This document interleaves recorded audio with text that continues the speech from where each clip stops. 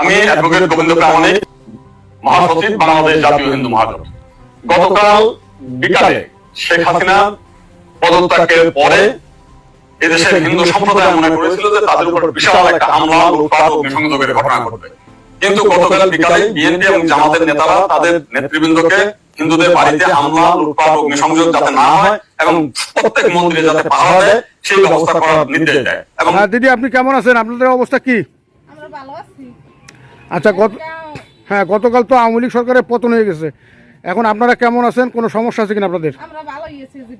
এদিকে হিন্দু মুসলমান একরকমই আছি, কোনো ঝামেলা নাই।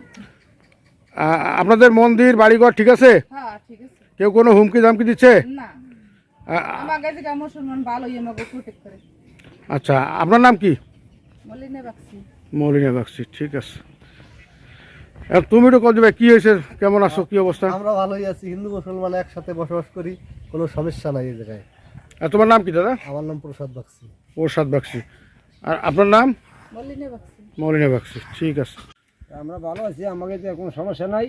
আমরা এক জায়গায় 3 জাতি বসবাস করি, তাই যাই আমরা মিরতলে আছি।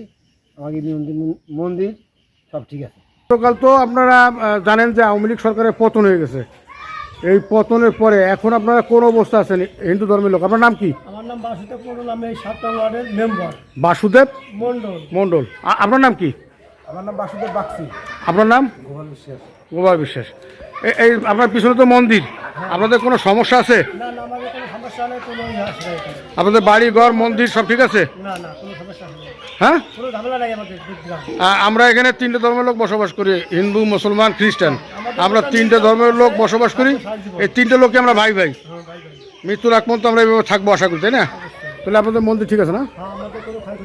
আচ্ছা, আপনি নয়ন এখানে আসছেন, আপনি আসছেন? নয়ন, আমি মোহাম্মদ নুরুজ্জামান নয়ন, সেক্রেটারি ইসলামী আন্দোলন বাংলাদেশ মুকসুদপুর উপজেলা শাখা। আমি এখানে আসছি যে হিন্দু ভাইদের বাড়িঘর বা মন্দিরে কেউ কোনো অনিরাপত্তা বোধ করেনি, কেউ কোনো সমস্যা মনে করেনি, কেউ সংকোচ বোধ করেনি, ভয় পায়নি।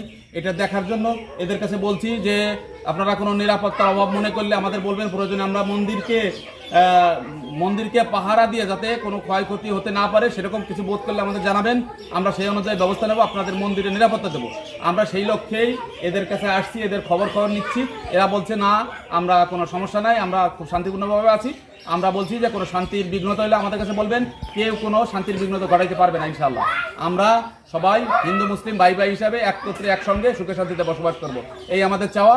ইনশাআল্লাহ কাশালিয়া ইউনিয়ন, মুকসুদপুর উপজেলা কাশালিয়া ইউনিয়ন এরকমই হবে। আবার সবাই ভাই ভাই, হিন্দু মুসলিম ভাই ভাই হিসেবে শান্তিতে বসবাস করবো ইনশাআল্লাহ। আপনাকে ধন্যবাদ, আপনি কষ্ট করে আসছেন, মন্দির পরিদর্শন করতেছেন, বিভিন্ন জায়গা পরিদর্শন করতেছেন, এই জন্য আপনাকে অনেক অনেক ধন্যবাদ। গতকাল থেকে আমরা দেখেছি সেই পাহারা দিয়েছে। সাধারণভাবে হিন্দুদের উপরে বড় কোনো মন্দিরে কোনো হামলার ঘটনা ঘটে নাই।